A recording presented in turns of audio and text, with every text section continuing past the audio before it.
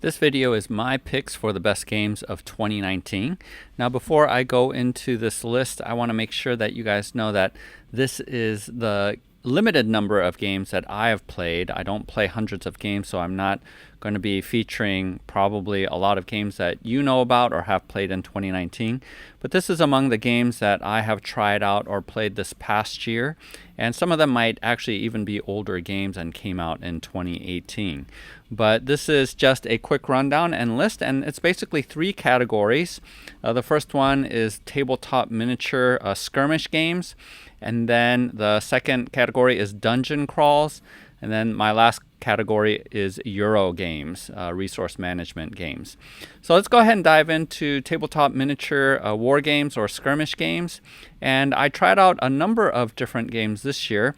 First one being Fallout Wasteland Warfare, which I made a tutorial video on how to play. I really do like that game, and I think that the really crunchy rule set fits the style of game and all of the different features that you have. And so even though it's more complicated than a lot of the games that I tend to prefer, part of it might be that I really like the IP of Fallout, but I did like that game. And as predicted, I said that the miniatures were going to be too expensive for most people, and sure enough, almost a year later, you can find a lot of their miniature sets on discount right now. It's a good game worth buying and trying out if you haven't tried that game out yet, but Fallout Wasteland Warfare is a good game. I did a video comparing Kill Team versus Deadzone, where Deadzone came out on top just because of its much more streamlined rule set, and I still stand by that. I haven't played Kill Team since almost a year ago. But I also haven't played Deadzone either, just because I don't know anyone who plays that game, as well as being locked into a grid system. But there might be a good solution coming in 2020 in terms of a game that really fits all of my needs, and I'll mention that later. I also tried out Vanguard this year, and I know that Manta came out with another version of it more recently, so I can't really comment on the new version. But Vanguard, ironically, even though Mantic makes Deadzone and I prefer Deadzone over Kill Team, Vanguard did not go the route of Deadzone and basically made rules more complicated. And so as much as the game I think is a good game and is fine, I didn't like the fact that it added a lot more roles. And so as fun as Vanguard is, maybe they cleaned it up a little bit for their new iteration of it, but I didn't end up playing that game that much. Warcry then came out. This is where Games Workshop version of Warcry versus Vanguard, where Warcry actually wins because the system is a lot more streamlined and simple.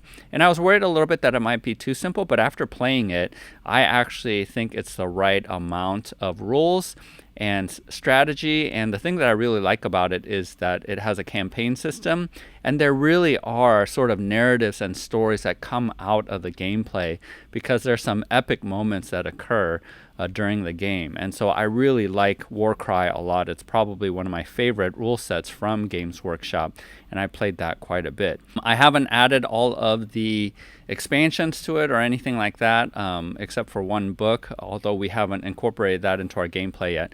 But I just love the miniatures there, as well as the different scenery that you can buy, things like that. I really like that a lot. And then finally, more recently, we have Crisis Protocol, where I made a ton of terrain and a number of videos explaining how you can make terrain, and I painted up the miniatures really quickly. I like this game a lot. The reason why this is going to be my number one pick for 2019 for tabletop miniatures over Warcry. I thought it was going to be Warcry, but I actually ended up liking Crisis Protocol more, and here's the reason why. The times that I've played Crisis Protocol has been with groups of people, where each hero is run by one person. And most of the people who have played are not necessarily tabletop war gamers or skirmish gamers, but they loved this game. And being able to manage just one character was helpful for them. Instead of having 5 different characters that they don't know what their abilities were, it was much more manageable for them to just focus in on one. And we just had a blast sort of two teams, just like a normal game, but each of us only controlling one hero. Made it a lot of fun. And I had a ton of fun too creating all of the terrain for it as well, because I've never made modern urban terrain before, and so it was really fun for me to do that and try that out. I think they have great miniatures as well as terrain that's available for it. If you haven't seen that video, make sure to check this video out to see some of my tutorials. But Crisis Protocol actually beats out Warcry. Warcry is my number 2 from 2019. I still plan on playing that game a lot, but among the games, Crisis Protocol really is the one that takes the cake for being number 1, my number 1 2019 skirmish game. Let's go ahead and move on to dungeon crawls. I didn't play a ton of different kinds of dungeon crawls this year. I've always played Shadows of Brimstone, but that's an old game, so I'm not going to be mentioning that. Among the 3 dungeon crawls that I've tried out this year, the 3 are Core Space, Barnacle Bay, and Madara. Core Space I really like a lot. Not only is the terrain fantastic, but I think the game mechanics are really good and fun, and the fact that it has a campaign system is really cool as well. So Core Space is definitely a really fun game, and I like that a lot. Barnacle Bay, which I picked up from Adepticon to play mostly with my kids, that's actually a fun game too, and it has a campaign system. And it is more simple, and so it definitely hit the spot to play with my kids. I don't know how much I would play with my adult friends because of some of its simplicity. There is depth to the game, but you start off at square one in each scenario. So you can swap out and try out different characters, but sort of your upgrades don't translate from scenario to scenario. And so the campaign system, I think, is a little bit less satisfying. But overall, I do think it's a simple enough game that you can play with your kids. So it's definitely staying on my shelf.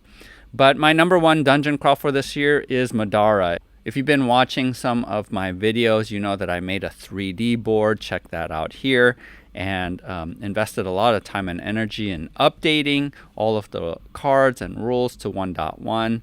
But Madara is definitely a game that I really like a lot. And the biggest thing that I like about it is like a JRPG in a box, a Japanese role-playing game, a video game in a box, and it is awesome. And the storyline is great. I really love the fact that you can download the story that is read to you and you really get involved with the characters. And so the best story-driven game that I've played by far. So I really like Madara a lot, and we're going to continue the campaign into 2020. Let's go ahead and move forward to the Euro games. And I know that I've played a lot more Euro games than I wrote down here, but I just can't remember them. But the 3 that I remember are Everdell, Dinosaur Island, and Wingspan.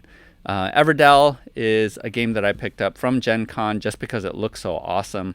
I played it a couple of times. The rules are simple enough that my daughters can play with me, and so I bought it primarily to play with my kids.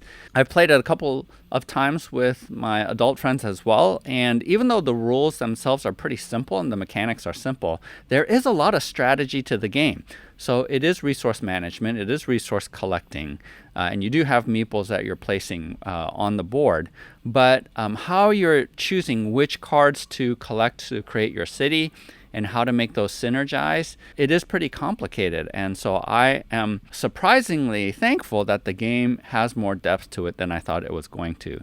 So I definitely do like Everdell. I haven't even played with the expansion yet, but that is a good game. Dinosaur Island is so thematically consistent and is so fun. I do like that game a lot. Just the different ways that you can get all of the DNA and figure out your strategies and what kind of dinosaurs to get. Although we found that there are some must-have dinosaurs. If you're able to purchase certain dinosaurs, it almost guarantees a win. And so I don't like that aspect of it, but the game overall is really funny and really fun to play as well. So that definitely stuck in my mind as a game that I really liked. But my number 1 pick for 2019 for my Euro game is Wingspan. This game I think I have enjoyed the most. It is so unique, and the theme of birds is something I never thought I would enjoy, but It is a unique mechanic. I really like it a lot in terms of how you are managing your resources as well as choosing which birds to include. And that really has made Wingspan one of my top choices for 2019. Out of all of these games and these three categories, Crisis Protocol being best skirmish game, Dungeon Crawler is Madara, and best Euro game is Wingspan. If I were to pick among those three which my top game is for 2019, I have to say it is Madara. And that is the game that I have been playing the most recently, and I'm looking forward to continuing the campaign as we move into 2020. And so Madara is my number one choice for Game of the Year for the year 2019. This next year, I am looking forward to a couple of games that I know is coming out. One of my top games that I'm looking forward to reviewing and trying out is Star Breach. And this might be the solution that I have for a kill team replacement rule set that is simpler, and yet I'm able to use all of my kill team miniatures that I invested in. And so I'm looking forward to the early part of 2020 trying out that game and providing a review for that. I'm also looking forward to not only continuing Madara, but finally being able to go through an entire Gloomhaven campaign. Even though Madara wins out in terms of story and immersion of theme, I like Gloomhaven in terms of the actual card management and mechanics. It is a real brain burner in trying to figure out how do you manage your cards, how do you work your cards, and so I really like Gloomhaven a lot in that sense. I do know that there is an overarching storyline and plot that you're following, but it is not nearly as thematic or story-driven as Madara. But I am looking forward to actually getting through an entire Gloomhaven campaign. I've tried a couple of times. They always fizzled out. Part of the problem is that it's a 4-player game max, and I have 5 players in my game group. So I'm going to try to figure out a way to get a Gloomhaven campaign in this next year, because I know that they came out with their next version of Gloomhaven, which is Frosthaven. So I want to get Gloomhaven in as well. Additionally, I do want to paint up my Japanese-themed Shadows of Brimstone, which is Forbidden Fortress. And so hopefully I'll get some of that in as well, although I won't be providing any videos for that. But hopefully that's helpful for you. What was your favorite game of 2019? I'd love to hear. Or if you disagreed among my choices, you would rather choose one over the ones that I chose to be my top games, go ahead and make comments below. Otherwise, like the video. Always check out the Patreon page to see what giveaway we have for this month if you become a patron. Otherwise, we will see you in 2020. Bye-bye.